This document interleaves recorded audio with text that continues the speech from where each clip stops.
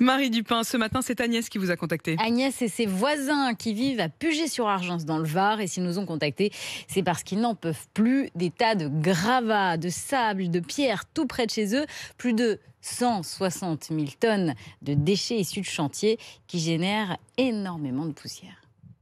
Les camions arrivent les uns derrière les autres, déchargent la marchandise. Donc quand ils déchargent, il y a le nuage de poussière qui s'élève. Donc c'est une activité qui génère énormément de poussière. C'est pas que dans l'air. Je veux dire, mon matelas, je suis obligée de l'aspirer régulièrement. En étant le linge dehors, c'est pas possible. D'ailleurs, quand vous regardez, le ciel est jamais bleu chez nous.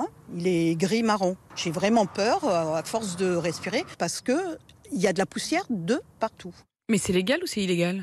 Alors, au début, l'entreprise de BTP qui stocke ses déchets, Amaré BTP, avait une autorisation, mais la décharge s'est beaucoup trop étendue. Et maintenant, oui, elle est totalement illégale. Les déchets ne sont pas traités. Il n'y a aucune précaution pour éviter une pollution des sols.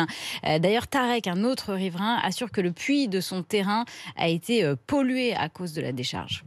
C'est un puits qui a 27 mètres de profondeur, qui est donc dans la nappe phréatique. Le puits est pollué. Le puits est pollué par des carburants et par des huiles de vidange. Voilà, on ne peut plus l'utiliser. Je prenais la douche avec et au final, je m'en suis aperçu le jour où j'ai pris une douche au carburant, parce que l'eau est arrivée au niveau de la pompe et a absorbé que du carburant. Et je me suis retrouvé à prendre une douche au fioul. Et la nappe phréatique est touchée, vous pensez? Et la nappe phréatique est touchée, oui. Mais personne ne fait rien? Alors, en fait, c'est la responsabilité de la préfecture. On ne peut pas dire qu'elle n'a rien fait. Elle a pris un arrêté, mais elle a donné 18 mois à l'entreprise pour évacuer ses déchets. Sauf que c'était en avril dernier. Depuis, rien n'a bougé. Au contraire, la montagne de déchets ne cesse de grossir au grand désespoir du maire de Puget-sur-Argens. Je ne peux rien faire. Je continue à verbaliser. C'est-à-dire, vous continuez à verbaliser. Il y a des agents qui viennent. Il y a, nous, notre police municipale qui est alertée quand elle peut trouver un camion qui rentre plein sur le site et non pas vide sur le truc, elle peut verbaliser, mais elle ne peut pas être là en permanence, elle ne fait pas que ça. Il faut attendre. Voilà, il faut attendre parce qu'effectivement, le patron d'Amaré BTP doit comparaître début décembre devant un tribunal, mais en attendant, il continue comme si de rien n'était.